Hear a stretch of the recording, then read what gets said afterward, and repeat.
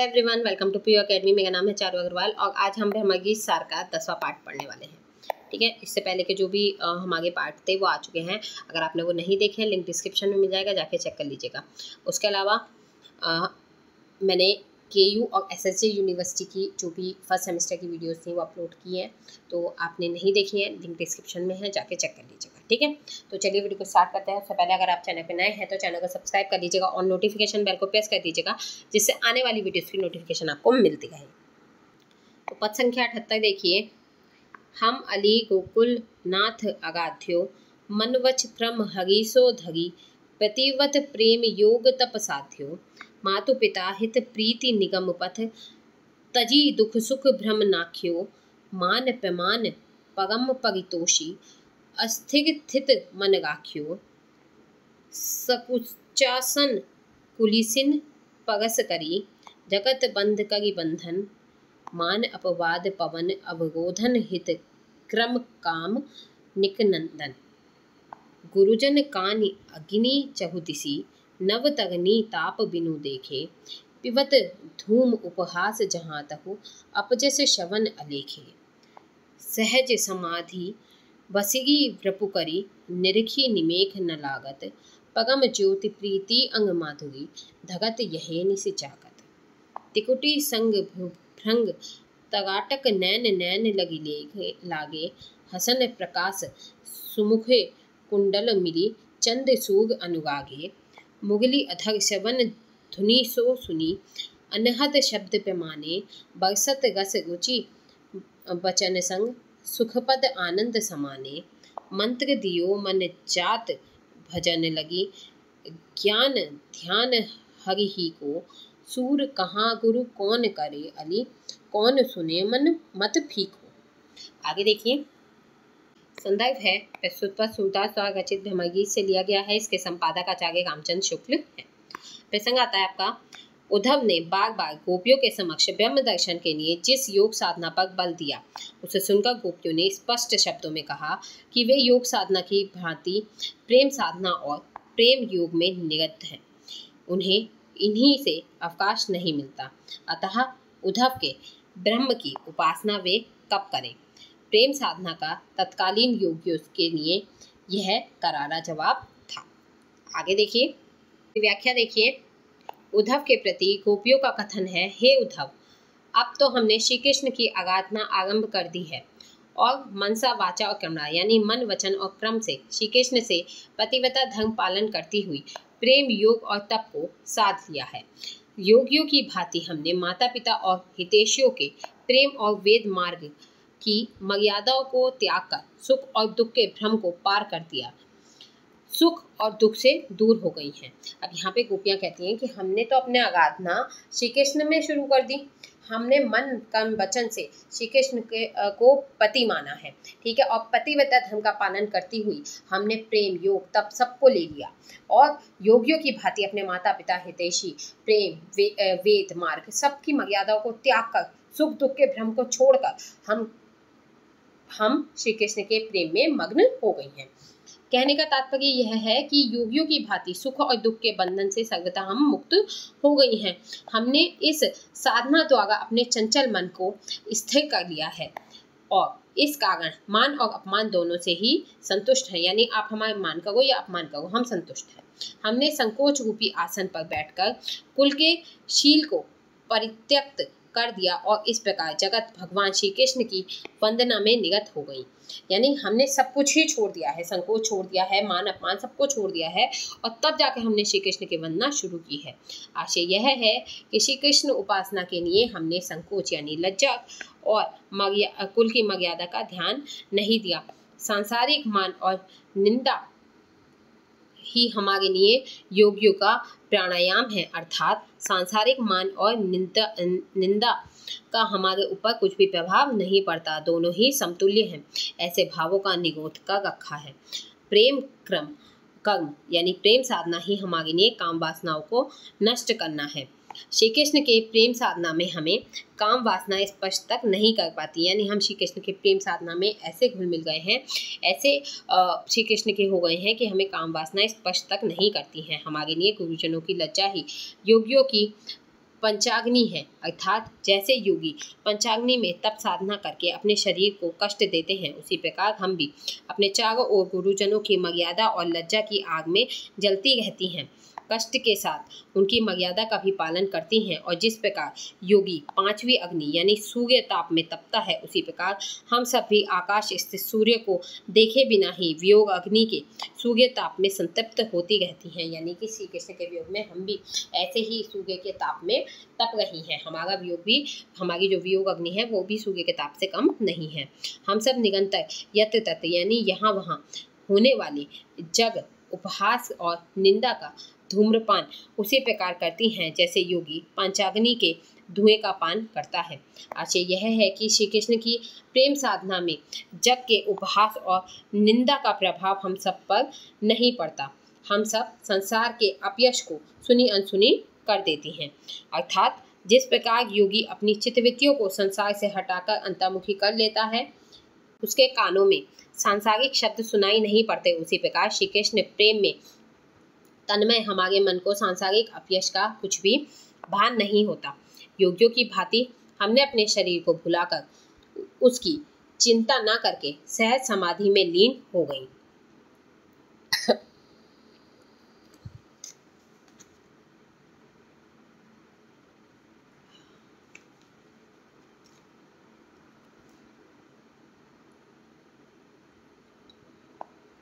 और श्री कृष्ण के सौंदर्य को देखते हुए हमारे नेत्रों की पलकें गिरती नहीं, वे निर्निमेष देख रहे हैं।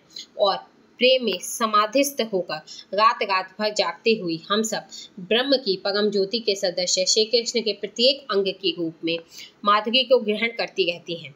आशय यह है कि योगियों की भांति हमने मुक्तावस्था को सिद्ध कर लिया है। अब आपके योग के इन प्रपंचों की आवश्यकता को हम व्यर्थ समझती हैं। तो यहाँ पे जो है वो गोपियाँ जो है श्री कृष्ण के सौंदर्य की व्याख्या यहाँ पे कर रही हैं। वो कहती हैं कि श्री कृष्ण को देखते ही हमारी जो नेत्र की पलकें हैं वो कभी भी नहीं गिरती हैं। वो क्या है, उन्हें एक टुक देखती रहती हैं। हमने क्या किया है, रात रात भर जागकर समाधि ली है। ठीक है, प्रेम की समाधि में हम रात रात भर जागी हैं।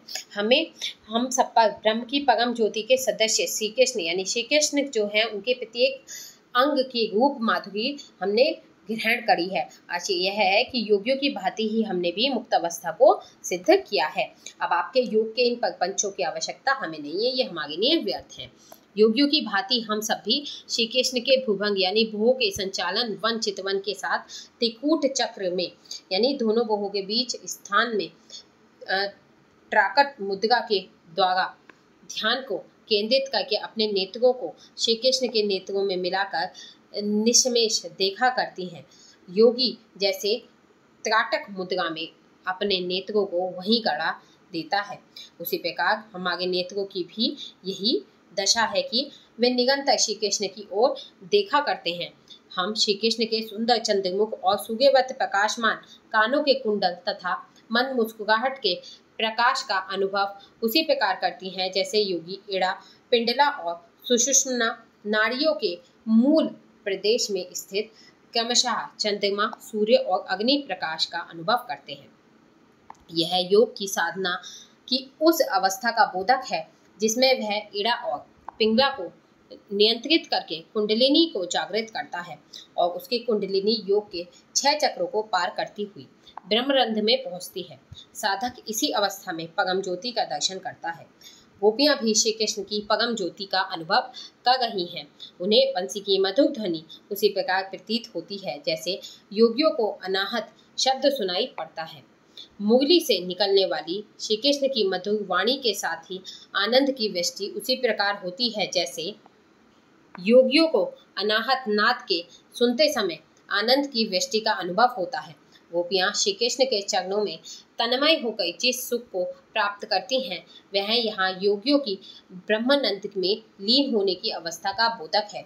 योगी जैसे किसी गुरु से मंत्र लेते हैं उसी प्रकार हमारे गुरु कामदेव ने हमें भजन का मंत्र देकर अपनी शिष्या बनाया है। अतः अब तो श्री कृष्ण के ही ज्ञान और ध्यान में लगी रहती हैं। तो यहाँ पे गोपियाँ जो है वो श्री कृष्ण का बखान करती हुई कहती हैं, वो तुलना करती हैं कि जिस तरह से योगी रहते हैं हम भी वैसे ही रहते हैं श्री कृष्ण के साथ। जिस तरह योगी योग करते हैं उसी प्रकार हम भी योग करते हैं। जिस तरह योगी अपनी नाड़ियों को अपने बस में करते हैं हमने भी वैसे ही किया है। लेकिन तुम जो है वो निर्गुण ब्रह्म के बारे में हमें बताते हो और हमने ये सगुण श्री कृष्ण के साथ ही किया है। सूर के शब्दों में गोपियाँ उद्धव से पूछ रही हैं कि तुम ही बताओ अब अन्य किसको गुरु बनाए, क्योंकि गुरु मुख तो ले चुकी हैं, क्योंकि हमने गुरु मंत्र तो ले लिया है, और ऐसी दशा में तुम्हारे निर्गुण ब्रह्म के शुष्क ज्ञान की बातें कौन सुने। श्री कृष्ण की प्रेम साधना में जो रस मिला वह यहाँ कहाँ मिलेगा। आगे देखिए, फिर आती है विशेषताएं। तो यहाँ पे अलंकार है स्वांग रूपक, रस है श्रृंगार, भाषा है ब्रजभाषा, शैली है व्यंग्यात्मक, शब्द शक्ति लक्षणा, छंद ज्ञापद, और इसमें तत्कालीन योग साधकों के लिए प्रेम साधकों की जबरदस्त चुनौती है। इसमें सूर की कलात्मक दृष्टि का बड़ा ही परिष्कृत रूप व्यक्त हुआ है। प्रेम योग के निर्गुणोपासकों की योग साधना की समस्त बातों का भी आरोप इसमें किया गया है। कुछ टीकाकारों ने इसमें अप्रतीतत्व दोष माना है। हमारे विचार से अर्थ स्पष्ट है, अप्रतीत का प्रश्न ही नहीं उठता। ये बात किसने कही है? ये बात आचार्य रामचंद्र शुक्ल ने कही है। ठीक है। यौगिक शब्दावली के प्रयोग के कारण रचना में काव्योचित सरसता का बहुत कुछ अभाव हो गया है। ठीक है। अगला पद देखिए, पद संख्या 79। कहिबे जिये न कछूसक गाखो, लावा मेली दय है, तुमको बकत रहो दिन आखो, जाकी बात कही तुम हमसो, सोघा कहा को कांधी, तेगो कहो सो पवन भूस भयो, बहो जात ज्यो आंधी, कतिशम करतु सुनत के हया है, होत जो बन के रोयो, सूर इते पे समझत नाही, निपट देई को खोयो। आगे देखिए, संदर्भ है प्रस्तुत पद सूरदास द्वारा रचित भ्रमर गीत से लिया गया है। इसके संपादक आचार्य रामचंद्र शुक्ल हैं। इसके बाद आता है आपका प्रसंग में देखिए, उद्धव द्वारा बार बार निर्गुण ब्रह्म की चर्चा करने पर गोपियां नाराज हो गईं और उन्हें ऐसा लगा कि किसी ने उद्धव को जादू कर दिया है, इसलिए वे मना करने पर भी निर्गुण ब्रह्म की रट बारंबार लगाए हुए हैं। इसमें गोपियों की झुंझलाहट का बहुत सरस वर्णन हुआ है। आगे देखिए, व्याख्या देखिए। उद्धव के प्रति गोपियों का कथन है, हे उद्धव, कहने के लिए अपने मन में कुछ शक मत रखो, तुम निस्संदेह जो कुछ भी कहना चाहते हो कह डालो। तुम्हारे इतने बोलने पर मुझे संदेह होता है कि तुम्हें किसी ने टोना कर दिया है और तुम सारा दिन पागलों की भांति बकते रहते हो। यहाँ पे जो उद्धव हैं उनसे गोपी कह रही हैं कि तुम्हारे मन में जो भी है ना, तुम कुछ मत रखो, तुम हमसे कह दो। और तुम्हारे इतने बोलने से मुझे तो ये शक हो रहा है कि कहीं तुम पे किसी ने टोना टोटका तो नहीं किया, तुम सारा दिन पागलों की भांति बोलते ही जा रहे हो। ये तो बताओ कि तुम जिस निर्गुण ब्रह्म की चर्चा हमसे कर रहे हो उसे किसने अंगीकार किया है। सत्य तो यह है कि तुम्हारा ये निर्गुण ब्रह्म विषयक कथन हमें ऐसा लगता है जैसे वह पवन का भूसा हो जो तेज आंधी में बह गया, अर्थात तुम्हारी बातें यहाँ उसी प्रकार गायब हो गई जैसे तेज आंधी में भूसे का पता नहीं चलता। तुम्हारी बातों का यहाँ कुछ भी प्रभाव नहीं है, तुम व्यर्थ ही श्रम कर रहे हो। तुम्हारी बातें यहाँ कौन सुनने वाला है? तुम्हारा यह कथन तो हमारी दृष्टि में अगण्य गोधन के समान है, अर्थात यह सर्वथा प्रभावहीन है, यानी तुम्हारी बातों का हम पे कोई भी प्रभाव नहीं पड़ेगा, तुम्हारी बातों को यहाँ कोई नहीं सुनेगा। लेकिन तुम इतने पर भी हमारी बातों पर ध्यान नहीं देते, लगता है तुम सर्वथा गए बीते लोगों में हो, बहुत ही निर्लज्ज और नगण्य हो। यानी कि तुम सर्वथा बीते गए लोगों में, यानी कि बिल्कुल गए गुजरे लोगों में से हो जिसके पास निर्लज्जता और नगण्य हो गए हो, यानी तुम्हारे पास कोई लज्जा ही बाकी नहीं है। आगे देखिए, गाती है विशेषताएं। तो यहाँ अलंकार है अनुप्रास और लोकोक्ति, रस है श्रृंगार, छंद है ज्ञापद, भाषा है ब्रजभाषा, शैली है व्यंग्यात्मक, शब्द शक्ति लक्षणा। फिर देखिए, सख फारसी का शक शब्द से विकृत रूप है। लावा मेलना में एक विशिष्ट मुहावरा है, पवन को भूस और बन को गोयो। इसमें लोकोक्ति का चमत्कार दृष्टावत है। अंतिम पंक्ति में व्यज का ठेठ मुहावरा प्रस्तुत हुआ है। इसके साथ ही इसमें आमिष संचारी भाव है, क्योंकि इसमें गोपियों का क्रोध व्यंजित हुआ है। ठीक है। आगे देखिए, अगला पद है पद संख्या 80। अब नीके के समुची परी, जिन लगी हुती बहुत उर आशा, सो बात निवरी, वे सुफुल कसुत ये सखी, उधो मिली एक पगपाटी, उनते वह कीन्ही तब हमसो, ये गत्न छड़ाई गहावत माटी, ऊपर मृदु भीतर ते कुलिस सम, देखत ते अति भोरे, जोड़ जोड़ आवत वा मधुआ, ते एक डाग के तोड़े, यह सखी मैं पहली कही गाखी, असित न अपने होही, सूर कोटि जो माथो दीजे, चलत आपनी गोही। आगे देखिए, संदर्भ है प्रस्तुत पर सूरदास द्वारा रचित भ्रमरगीत से लिया गया है। इसके संपादक आचार्य रामचंद्र शुक्ल हैं। प्रसंग देखिए, गोपियां अक्रूर से जितनी निराश हो चुकी थी, उतनी ही उद्धव के आने पर उनमें आशा बंधी थी, लेकिन उद्धव से भी गोपियों का प्रयोजन की सिद्धि न हो सकी और दोनों एक ही साँचे में ढल गए। इसके संबंध में गोपियां परस्पर अपने हृदय की निराशा व्यक्त कर रही हैं। अब गोपियां जो हैं वो अक्रूर से जितनी निराश हो चुकी हैं, उतनी ही उन्होंने उद्धव के आने पे आशा बांधी थी। यानी कि अक्रूर क्योंकि श्री कृष्ण और बलराम को ले गए थे, तो वो क्या है, निराश हो गई थी, लेकिन उद्धव के आने पे उन्हें आशा थी कि वो कुछ अच्छा संदेश लाए होंगे। लेकिन उद्धव ने जब गोपियों को योग का संदेश दिया, तो गोपियां जो हैं उनके मन में और ज्यादा निराशा आ गई। उसी चीज को यहाँ पे बताया गया है। व्याख्या देखिए, सखी के प्रति गोपियों का कथन है, हे सखी, अब अच्छी तरह समझ में आ गया है, जिनके कुछ हृदय में आशा थी वह भी समाप्त हो गई है। अब तो इनसे आशा की बात करना बेकार है। अक्रूर के जाने पर गोपियों को उद्धव से बहुत बड़ी आशा थी कि वे श्री कृष्ण के दर्शन कराने में सहायक होंगे, लेकिन ये सब बातें निराशा में परिपृत हो गई।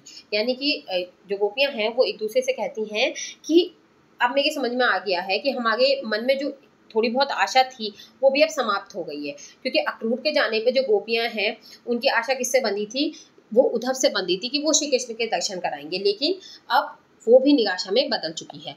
वास्तव में हे सखी, वे अक्रूर और ये उद्धव दोनों एक ही परंपरा के पोषक हैं। दोनों की गीतियों में कुछ ज्यादा फर्क नहीं है। वे तो अक्रूर उस समय हमारे श्री कृष्ण और बलराम को छीन कर हमसे ले गए, और ये उद्धव श्री कृष्ण के प्रेम रूपी रत्न को हमसे छीनकर हमें मिट्टी पकड़ाकर जा रहे हैं। कहने का आशय यह है कि ये सगुण उपासना की जगह हमें निर्गुण की उपासना का पाठ पढ़ा रहे हैं। ये ऊपर से तो बड़े ही सुशील और कोमल स्वभाव के प्रतीत होते हैं, लेकिन हृदय से ब्रज के समान कठोर हैं, यानी बड़े ही निर्दयी हैं, और लोगों को देखने में तो ऐसा लगता है जैसे बड़े भोले भाले हैं और कुछ जानते ही नहीं। व्यंजना यह है कि ये अतिशय कठोर और धूर्त हैं। हमें तो ऐसा लगता है कि मथुरा से जो भी आते हैं वे सब एक ही पेड़ के तोड़े हुए फल के समान हैं, अर्थात सभी का स्वभाव एक समान ही है। हे सखी, हमारी बात को कोई माने या ना माने, हमने पहले ही बता रखा है कि काले वर्ण वाले कभी अपने सगे नहीं होते हैं। इनका विश्वास कभी नहीं करना चाहिए, क्योंकि काले श्याम, काले अक्रूर और काले उद्धव तीनों ही धोखेबाज निकले हैं। सूर के शब्दों में गोपियां कह रही हैं कि यदि इन कालों के लिए अपने मस्तक भी कटवा दें, प्राण भी दे दें, तब भी ये अपने ही दाव में लगे रहते हैं, अर्थात बड़े ही अविश्वासी होते हैं। तो यहाँ पे जो गोपियां हैं वो उद्धव को ताना मारती हुई ये कहती हैं कि अब तुम्हारे से जो भी हमें आशाएं थी, जो भी हमारे मन में थोड़ी बहुत आशा बची थी, वो भी अब समाप्त हो गई है। अब हम तुमसे कोई आशा नहीं लगाएंगे, ठीक है। काले वर्ण वालों पे कभी भरोसा ही नहीं करने चाहिए। काले रंग के श्याम थे, काले रंग के अक्रूर थे, और काले रंग के ही उद्धव तुम हो, और तुम तीनों ही धोखेबाज हो। अगर हम तुम्हारे लिए अपनी जान भी दे दे, अपने मस्तक भी कटवा दे, तब भी तुम अपने ही दाव में लगे रहोगे और तुम बड़े ही अविश्वासी होते हो, ठीक है। हैं विशेषताएं, अलंकार है इसमें उपमा लोकोक्ति, छंद है गैपद, रस है श्रृंगार, शैली है व्यंग्यात्मक, शब्द शक्ति व्यंजना, भाषा है ब्रज भाषा। अंतिम पंक्ति में मुहावरे का सुंदर प्रयोग हुआ है। इसमें गोपियों की निराशा का एक सजीव चित्र अंकित किया गया है। सागी रचना में मुहावरे और ब्रज की लोकोक्तियों के सहज प्रयोग के कारण पर्याप्त वक्ता आ गई है। आश्रित शब्द में व्यंजना का चमत्कार द्रष्टव्य है। इसी के साथ यहाँ पे आपकी वीडियो कंप्लीट होती है। आई होप वीडियो आपको पसंद आई होगी। वीडियो पसंद आई हो तो लाइक कीजिएगा, शेयर कीजिएगा दोस्तों के साथ, और चैनल को सब्सक्राइब करना ना भूलें। मिलते हैं नेक्स्ट वीडियो में नेक्स्ट टॉपिक के संग। तब तक के लिए बाय, थैंक्स फॉर वॉचिंग।